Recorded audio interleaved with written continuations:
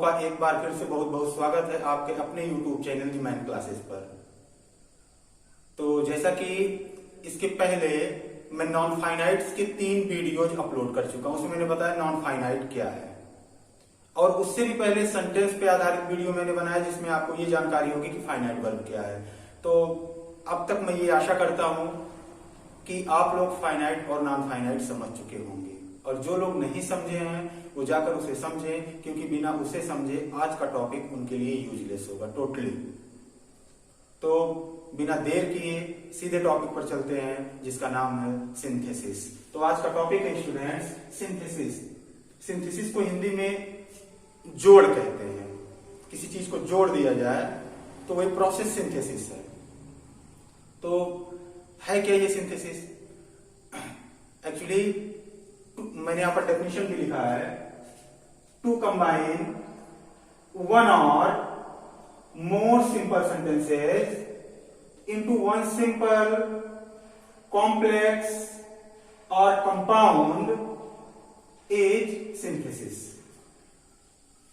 मतलब दो या दो से अधिक वाक्य दिए गए हों, उनको जोड़कर एक वाक्य बना देना ही सिंथेसिस है। To combine one or more simple sentences into one simple, complex or compound is called synthesis. दिए गए तमाम वाक्यों को जोड़कर एक वाक्य बना देना ही सिंथेसिस है। तो according to synthesis, सिंथेसिस के आधार पर sentences are 3 types। जो वाक्य होते हैं वो 3 प्रकार के होते हैं। जोड़ के आधार पर वाक्य 3 प्रकार के होते हैं। एक्चुअली जो कुछ हम बोलते हैं, जो कुछ हम लिखते हैं, जो कुछ हम पढ़ते हैं, वो 3 ही प्रकार के हो सकते हैं। या तो वह सिंपल होगा, या तो वह कॉम्प्लेक्स होगा, या फिर वह कंपाउंड सेंटेंस होगा। तो साधारणतः सिंथेसिस के आधार पर सेंटेंस सिर्फ 3 प्रकार के होते हैं, जिसमें से पहला प्रकार है सिंपल सेंटेंस, दूसरा है कॉम्प्लेक्स सेंटेंस, और तीसरा एवं अंतिम है कंपाउंड सेंटेंस। शायद मैं लिखना भूल गया यहां पर कंपाउंड।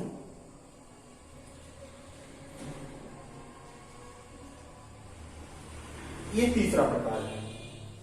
तो सेंटेंस जनरली जोड़ के आधार पर 3 ही प्रकार के होते हैं, जिसमें आप लोग अध्ययन करोगे कि 2 सेंटेंस 5 सेंटेंस दिया गया है, उसको जोड़कर एक सिंपल बनाना है, उसको जोड़कर एक कॉम्प्लेक्स करना है, उसको जोड़कर एक कंपाउंड बनाना है।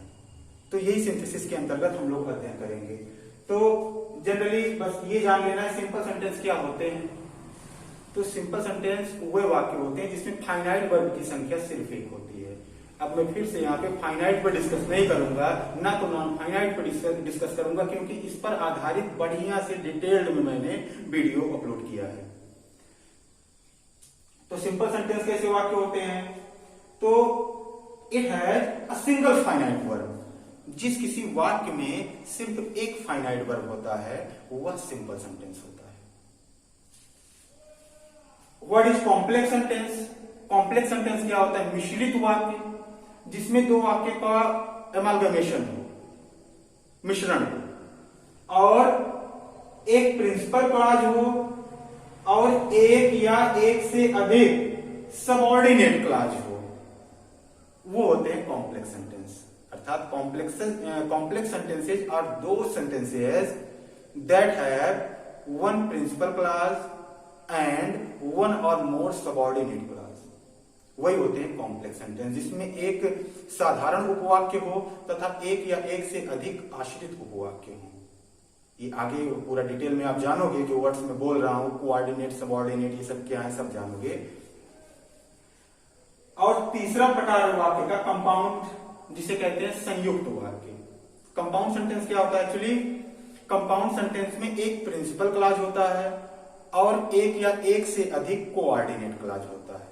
कॉम्प्लेक्स में एक प्रिंसिपल क्लॉज, एक या एक से अधिक सबऑर्डिनेट क्लॉज। तो ये है कि सामान्यतः सिंथेसिस के आधार पर वाक्य सिर्फ 3 प्रकार के होते हैं। या तो वो सिंपल होंगे, या तो वो कॉम्प्लेक्स होंगे, या फिर वो कंपाउंड होंगे। तो अब ये चीजें आप नोट भी कर सकते हैं कि सिंपल सेंटेंस क्या होता है। ऐसे वाक्य जिसमें फाइनाइट वर्ब की संख्या सिंगल हो, सिर्फ 1 हो, सिंपल सेंटेंस होते हैं। ऐसे वाक्य जिसमें एक प्रिंसिपल क्लॉज या एक से अधिक सबऑर्डिनेट क्लॉज हो वो कॉम्प्लेक्स सेंटेंस होते हैं। कंपाउंड क्या होते हैं? जिसमें एक प्रिंसिपल क्लॉज हो और एक से अधिक कोऑर्डिनेट क्लॉज हो, क्या होता है? कंपाउंड सेंटेंस होता है। तो हमें सबसे पहले स्टडी करना है, अध्ययन करना है कि how to make a simple sentence by adding 2 or more sentences into one, कि कई दिए गए वाक्यों को जोड़कर सिंपल कैसे बनाते हैं। आज इसका अध्ययन करेंगे। उसके बाद अध्ययन करेंगे कई वाक्यों को जोड़कर कॉम्प्लेक्स कैसे करते हैं, कई वाक्यों को जोड़कर कंपाउंड कैसे करते हैं। तो आज का टॉपिक है मेकिंग सिंपल सेंटेंस, कि सिंपल सेंटेंस तमाम वाक्यों को जोड़कर एक साधारण वाक्य आप कैसे बनाएंगे। तो शुरू करते हैं सिंपल सेंटेंस। तो students, making simple sentence by adding 2 or more simple sentences into one. अब हम लोग अध्ययन करने चल रहे हैं कि तमाम अलग अलग दिए गए साधारण वाक्यों को जोड़कर एक साधारण वाक्य कैसे बनाया जाता है, सिंपल सेंटेंस। कई सिंपल दिए गए हो, उसको जोड़कर एक सिंपल कैसे बनाना है, अब इसी का अध्ययन करेंगे। और simple sentence can be formatted in many ways. जो सिंपल सेंटेंस होते हैं वो कई तरीके से बनते हैं, कोई पर्टिकुलर एक ही तरीका नहीं, एक सिंपल सेंटेंस बनाने का वही तरीका, कई तरीके हैं जो तरीका अप्लाई हो।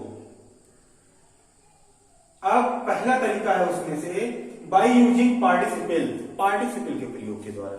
मतलब कई तरीकों का यूज करके, प्रयोग करके हम तमाम वाक्यों को जोड़कर एक सिंपल बना सकते हैं, जिसमें से पहला तरीका है बाय यूजिंग पार्टिसिपल। आप इसीलिए मैंने नॉन फाइनाइट पढ़ाया था कि पार्टिसिपल क्या होता है, पिछली वीडियो में जान लीजिए कि पार्टिसिपल क्या होता है। और पार्टिसिपल 3 प्रकार के होते हैं, present participle, past participle, perfect participle. इन तीनों के सहायता से दिए गए अलग अलग वाक्यों को जोड़कर एक सिंपल बनाया जाता है। तो सबसे पहले सीखेंगे कि प्रेजेंट पार्टिसिपल से वाक्यों को सिंपल कैसे किया जाता है, फिर उसके बाद पास्ट पार्टिसिपल से कैसे किया जाता है, फिर परफेक्ट पार्टिसिपल से। तो let us learn how to use present participle in making simple sentence. Students, making simple sentence by using present participle. आप पहले प्रेजेंट पार्टिसिपल से वाक्य को साधारण कैसे किया जाता है, कब अलग अलग वाक्य दिए गए हों और कब उनको जोड़ने के लिए प्रेजेंट पार्टिसिपल का प्रयोग करोगे। तो उसकी कंडीशंस हैं, कब प्रेजेंट पार्टिसिपल लगता है, कब पास्ट पार्टिसिपल लगता है, कब परफेक्ट पार्टिसिपल लगता है। तो प्रेजेंट पार्टिसिपल का जो पहला यूज किस प्रकार के वाक्यों में लगता है, तो ध्यान से सुनना। जब दिए गए अलग अलग वाक्यों के सब्जेक्ट्स एक हों, जब दिए गए अलग अलग वाक्यों के सब्जेक्ट्स एक हों और 2 क्रियाएं लगभग साथ साथ चल रही हो और उनमें से कोई एक क्रिया दूसरे का परिणाम हो, तो प्रथम होने वाली क्रिया को हम प्रेजेंट पार्टिसिपल में बदल देते हैं और उचित कॉमा का प्रयोग करके पूरा सेंटेंस लिख देते हैं और इस प्रकार वाक्य सिंपल बन जाता है। जैसे मैंने लिखा, he saw पुलिस, फिर दूसरा वाक्य लिखा he ran away। मैंने ये 2 सेंटेंस लिखे अलग अलग कि उसने पुलिस को देखा, वह भाग गया। तो इन दोनों वाक्यों को जोड़कर एक सिंपल करना है। तो ऐसे ही वाक्य में प्रेजेंट पार्टिसिपल लगता है कि जब दिए गए वाक्यों के अलग अलग सेंटेंस के सब्जेक्ट्स अलग हों, सब्जेक्ट एक हो, सॉरी अलग ना हो, सब्जेक्ट्स एक हो। जैसे यहां पर ही सा पुलिस, ही रैन अवे, दोनों जगह पर सब्जेक्ट एक है। जब दिए गए वाक्यों के सब्जेक्ट्स एक हों और 2 क्रिया लगभग साथ साथ चल रही हो, देखना और भागना लगभग साथ साथ है। क्योंकि आप इमेजिन कर सकते हो कोई चोर होगा या सपोज यहां पर ही जिसे पुलिस से डर है, वह पुलिस को देखेगा, वो भाग जाएगा। देखना और भागना लगभग इनके बीच में अंतराल कम है। तो जब दिए गए वाक्यों के सब्जेक्ट्स एक ही हों और कोई एक क्रिया दूसरे का परिणाम हो, भागना देखने का परिणाम है। जरूरी नहीं है जो क्रिया दूसरे वाक्य में लिखा गया है वो क्रिया बाद में हो रही है, जरूरी नहीं वाक्य पलट भी सकता है। आपको खुद देखना है दोनों क्रियाओं में कौन सी क्रिया पहले हो रही है। तो डेफिनेटली पहले देखने वाली क्रिया हो रही है, फिर भागने वाली क्रिया हो रही है।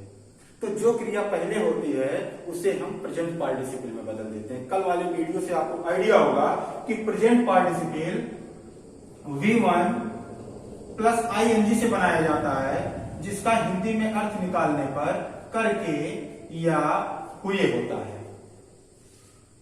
सिंथेसिस करते समय जो सबसे इंपॉर्टेंट चीज है जो हमें करना चाहिए वो होता है सबसे पहले दोनों वाक्यों का अलग अलग अर्थ निकालें, फिर दोनों को जोड़ करके एक अर्थ निकालें। जोड़ने में देखिए कौन सा पार्टिसिपल यूज हो रहा है।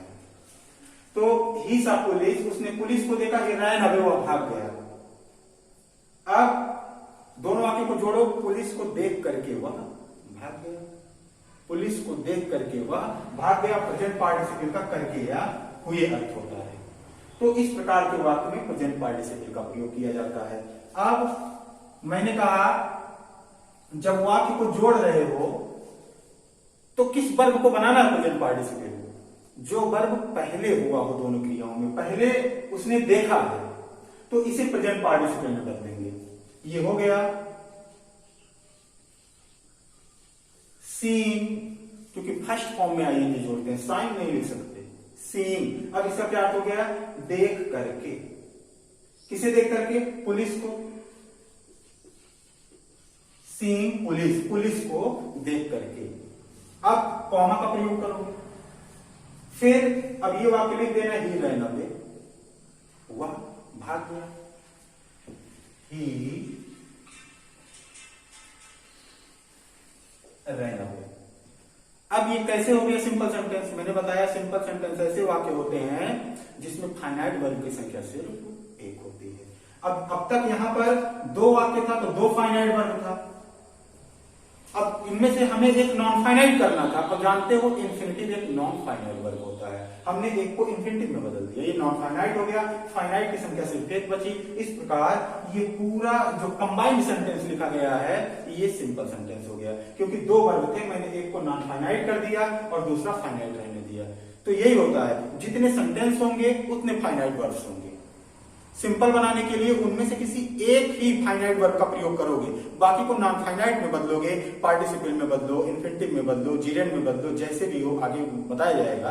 तो अभी तो ये चल रहा है कि प्रेजेंट पार्टिसिपल किस प्रकार के वाक्य में लगता है। और अगर मान लिया जाए यहीं पर एक जगह नाउन हो, एक जगह प्रोनाउन हो, तो हमेशा सिंथेसिस करते समय सब्जेक्ट के स्थान पर नाउन लिखा जाता है। जैसे Ram came to me, Ram मेरे पास आया। He gave me a pen, उसने मुझे एक पेन दिया। अब जब आप इसे सिंथेसिस किए हो तो सब्जेक्ट के स्थान पर ही लिखो, क्योंकि दोनों जगह वही था। अब यहां पर सब्जेक्ट राम है, लेकिन दूसरे वाक्य में उसी के लिए ही का प्रयोग किया गया है, तो यहां पर भी सब्जेक्ट एक ही है। अब इसे जोड़ते समय जो क्रिया पहले हुई हो, मतलब केम, यहां पर ही का प्रयोग होगा। जो क्रिया पहले हुई हो उसे उसमें हम आईएनजी लगाते हैं। तो पहले आया है फिर दिया है, दोनों वाक्य को जोड़ेंगे तो होगा मेरे पास आकर के उसने मुझे एक पेन दिया। फिर करके अर्थ हो रहा है, अर्थात फिर प्रेजेंट पार्टिसिपल लगेगा। तो जो क्रिया पहले हो रही थी प्रेजेंट पार्टिसिपल में बदलेंगे, लिखेंगे कमिंग टू मी कॉमा। जैसे ही प्रेजेंट पार्टिसिपल का पोर्शन समाप्त होगा तुरंत हम कॉमा का प्रयोग करेंगे। कमिंग टू मी, मेरे पास आकर के।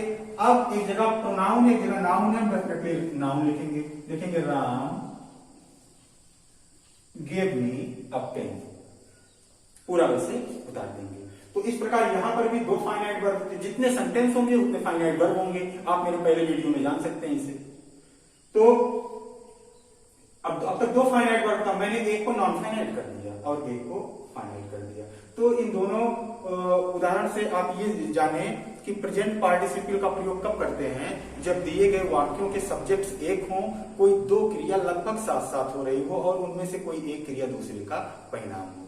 तो पहला प्रकार का वाक्य था कि किस प्रकार के वाक्य को जोड़ने के लिए प्रेजेंट पार्टिसिपल का प्रयोग करते हैं। अब आते हैं दूसरे रूल पर, कब प्रेजेंट पार्टिसिपल और लगता है। हाँ तो स्टूडेंट्स, अब देखते हैं और किस प्रकार के वाक्य में हम प्रेजेंट पार्टिसिपल का यूज कर सकते हैं। तो पार्टिसिपल अगर आपको याद होगा, मैंने डिफाइन किया था पिछली वीडियो में कि पार्टिसिपल वह शब्द होता है जो वर्ब और एडजेक्टिव दोनों का काम करता है। तो पहले रूल में जो मैंने बताया उसमें वर्ब का काम कर रहा था। जब प्रेजेंट पार्टिसिपल एडजेक्टिव का काम कर रहा हो, जब प्रेजेंट पार्टिसिपल एडजेक्टिव का काम कर रहा हो और किसी नाउन को क्वालिफाई कर रहा हो, तो सिंथेसिस करते समय उसे एडजेक्टिव की तरह नाउन से पहले लिख देते हैं। जैसे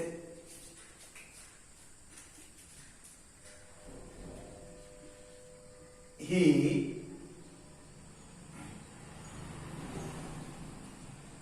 ड्रू हिज स्वॉर्ड, वह अपनी तलवार खींचा। दूसरा मैंने लिखा इट वॉज शाइनिंग, या चमक रहे थे।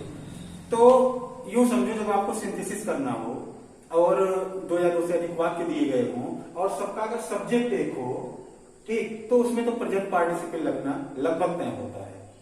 और किस प्रकार के वाक्य में लगता है कि कहीं पर कोई आईएनजी फॉर्म हो, जो कि प्रेजेंट पार्टिसिपल होता है, कहीं आईएनजी फॉर्म हो, वो किसी नाउन को क्वालिफाई कर रहा हो, अर्थात उसकी विशेषता प्रकट कर रहा हो, उस नाउन में कैसा लगाने पर वो प्राप्त हो रहा हो। तो सिंथेसिस करते समय जिसे वो क्वालिफाई कर रहा होता है उसी के ठीक पहले लिख देते हैं। जैसे ही ड्रू हिज स्वॉर्ड, उसने अपनी तलवार खींची। इट वाज शाइनिंग, चमक रही थी। कैसी तलवार? चमकती हुई तलवार। दोनों वाक्य को जोड़ो, उसने अपनी चमकती हुई तलवार खींची। बस वाक्य सिंपल हो गया। अब इस वाक्य को लिखोगे ही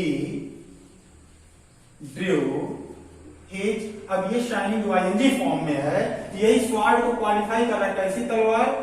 चमकती हुई तलवार। तो हम उसके पहले उसे प्लेस कर देंगे, बस हो गया।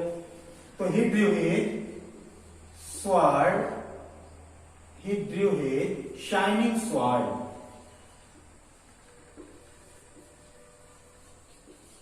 ही ड्रू हिज शाइनिंग स्वॉर्ड। बस सिंथेसिस हो गया। अब तक दो फाइनाइट वर्ब थे, एक था ड्रू, एक था वाज शाइनिंग। अब मैंने शाइनिंग को एज एडजेक्टिव यूज कर दिया प्रेजेंट पार्टिसिपल की तरह। तो अब एक ही फाइनाइट वर्ब बचा ड्रू, अर्थात वाक्य सिंपल हो गया। ये था दूसरा तरीका कि और किस प्रकार के वाक्य में प्रेजेंट पार्टिसिपल लगता है।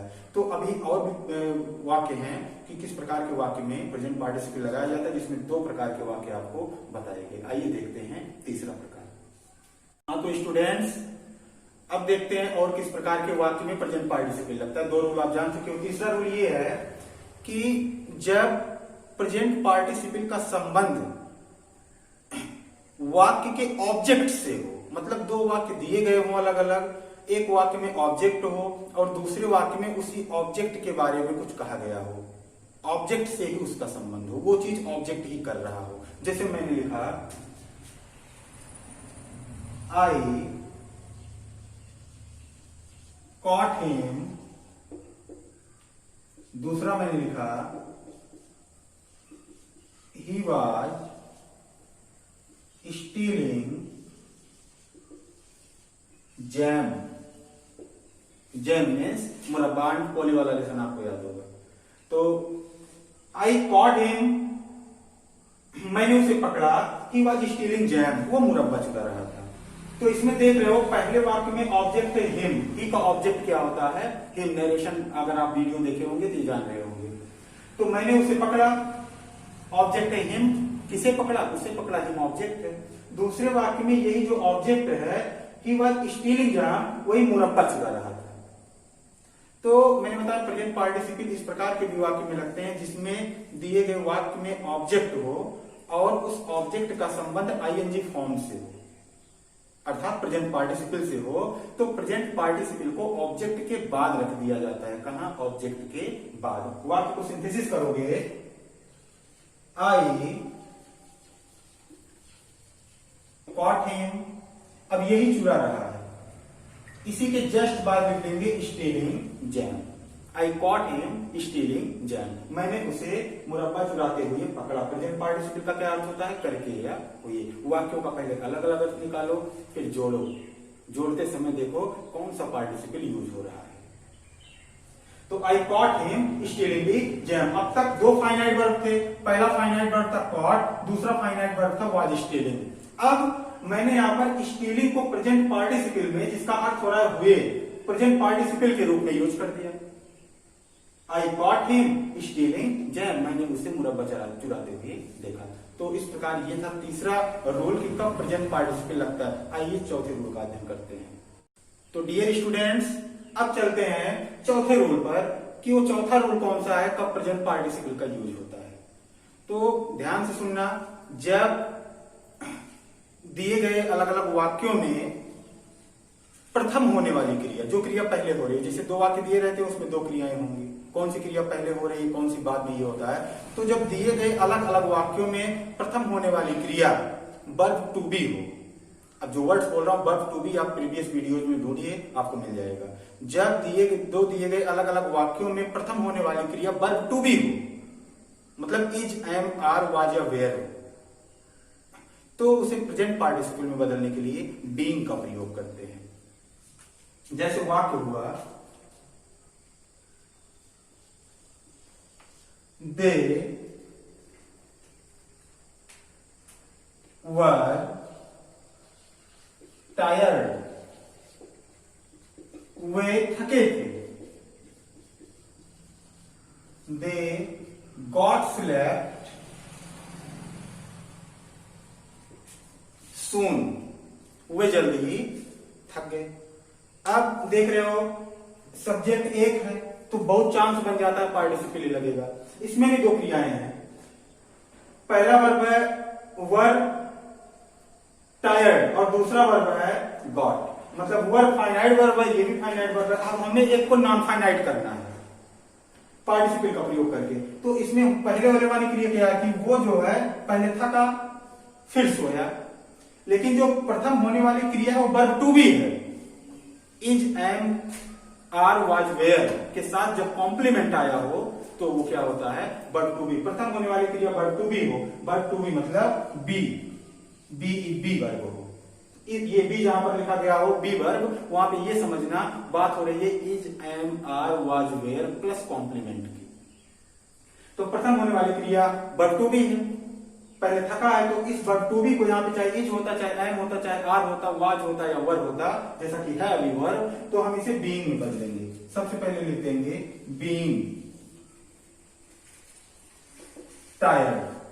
बी मतलब होना, बीइंग मतलब हो करके, टायर्ड मतलब थका हुआ, थका हुआ हो करके। यहां पर इसे प्रेजेंट पार्टिसिपल में बदल दिया गया। कोई पूछे वर्ब टू बी का प्रेजेंट पार्टिसिपल क्या होता है, तो वर्ब टू बी इज भी है, एम भी है, आर भी है, वाज भी है, वर्ब भी है, सब वर्ब टू बी, इन सभी के लिए प्रेजेंट पार्टिसिपल बीइंग का प्रयोग किया जाता है। बीइंग टायर्ड, कॉमा लगाओगे, फिर लिखोगे दे गॉट स्लेप्ट सून, थक करके वो जल्द ही सो गए, या थका हुआ होकर के वो जल्दी ही सो गए। तो ये थे प्रेजेंट पार्टिसिपल के 4 रूल्स। और एक और रूल है, 5वां रूल, उसके बाद प्रेजेंट पार्टिसिपल एंड हो जाएगा। तो आपको चलते हैं 5वां रूल बता देते हैं कि किस प्रकार के वाक्य में प्रेजेंट पार्टिसिपल लगाया जाता है। तो स्टूडेंट्स, प्रेजेंट पार्टिसिपल अप्लाई होने का, लागू होने का अंतिम रूल है कि एडजेक्टिवल फ्रेज, ये चीज किसी वीडियो में पूरा फ्रेज ही अभी पढ़ाना है, फ्रेज और क्लाज। तो यूं जानो कि एडजेक्टिवल फ्रेज, जहां पे फ्रेज शब्द आ जाए, समझ लेना बात 2 या 2 से अधिक शब्दों की हो रही है, वो होते हैं फ्रेज। तो एडजेक्टिवल फ्रेज बनाने में भी इसका प्रयोग किया जाता है प्रेजेंट पार्टिसिपल का। जैसे वाक्य हुआ,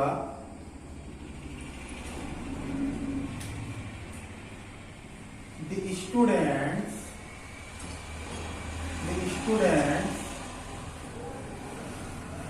were going to school. The students were going to school. विद्यार्थी स्कूल जा रहे थे।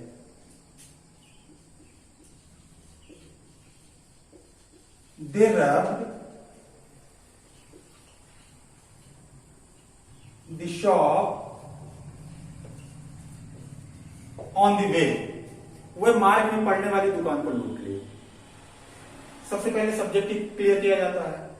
सब्जेक्ट दी स्टूडेंट्स, स्टूडेंट्स बहुवचन है, इसी के लिए यूज हुआ है दे, अर्थात सब्जेक्ट एक है। जब सब्जेक्ट एक होता है तो पार्टिसिपल लगता है। देखो कौन सा पार्टिसिपल लगेगा, तो यही होता है एडजेक्टिवल फ्रेज। कैसे विद्यार्थी, स्कूल जाने वाले विद्यार्थी या स्कूल जाते हुए विद्यार्थी। प्रेजेंट पार्टिसिपल का क्या अर्थ होता है, हुए या वाले करके, यही सब प्रेजेंट पार्टिसिपल के अर्थ है। तो जब वाक्य को एक अलग अलग पहले अर्थ निकालोगे, विद्यार्थी स्कूल जा रहे थे, फिर अर्थ निकालोगे they robbed the shop on the way, और मार्ग में पड़ने वाली दुकान को लूट लिए। एक वाक्य जोड़ के बनाओ, स्कूल जाने वाले विद्यार्थी दुकान को लूट लिए। तो सिंपली लिखोगे the students going to school, इसका अर्थ हो गया स्कूल जाने वाले स्टूडेंट्स। यहीं से जोड़ दोगे rubbed the shop on the way, बस सिंथेसिस हो गया, पूरा वाक्य हो गया। The students going to school, school जाने वाले विद्यार्थी या स्कूल जाते हुए विद्यार्थी, rubbed the shop on the way, मार्ग में पड़ने वाली दुकान को लूट लिए। तो यही था एडजेक्टिवल फ्रेज। यहां पर गोइंग टू स्कूल, ये यहां पर तो ये एडवर्बियल था, लेकिन जब ये सब्जेक्ट के बाद लिखा जाता है तब ये एडजेक्टिवल फ्रेज हो जाता है। The student going to school rubbed the shop on the way. हमेशा याद रखना फाइनाइट वर्ब, फाइनाइट वर्ब और सब्जेक्ट के बीच में, फाइनाइट वर्ब और हेडवर्ड के बीच में जो शब्दों का समूह लिखा होता है वही होता है एडजेक्टिवल फ्रेज। ठीक, ये पूरा वाक्य हो जाएगा the students going to school rubbed the shop on the way. अब सबसे बड़ी चीज ये है कि यहां पर आप जान लीजिए एडजेक्टिवल फ्रेज किसी वाक्य में होता कहां है। एडजेक्टिवल फ्रेज किसी वाक्य में फाइनाइट वर्ब और हेडवर्ड के बीच में होता है। हेडवर्ड मतलब जो सब्जेक्ट होता है। तो यहां पर हेडवर्ड, इस वाक्य का हेडवर्ड है स्टूडेंट्स, फाइनाइट वर्ब है रब्ड। तो फाइनाइट वर्ब और हेडवर्ड के बीच में जो शब्दों का समूह होता है, इस वाक्य में देखो the students going to school rubbed the shop on the way, इस वाक्य का फाइनाइट वर्ब है रब्ड। फाइनाइट वर्ब और हेडवर्ड के बीच में आने वाला शब्दों का समूह एडजेक्टिवल फ्रेज होता है। तो ये थे 5 रूल। आप देखिए कॉम्प्लिकेटेड चीजें हैं, बहुत आसान भी नहीं है। आप देखो उसे समझो, एक एक जो रूल मैंने बताए 4-5 जगह बताए कि कहां पर प्रेजेंट पार्टिसिपल यूज होता है। आप देखिए जहां पर भी आपको डाउट लगे, इतना सा bit of doubt, a little bit of doubt कहीं पर भी पाओ तो कमेंट बॉक्स में आइए, यू आर मोस्ट वेलकम। तो बने रहिए हमारे साथ, चैनल पे सब्सक्राइब कीजिए, लाइक कीजिए। If you want to get more update press the bell icon. Thanks for watching.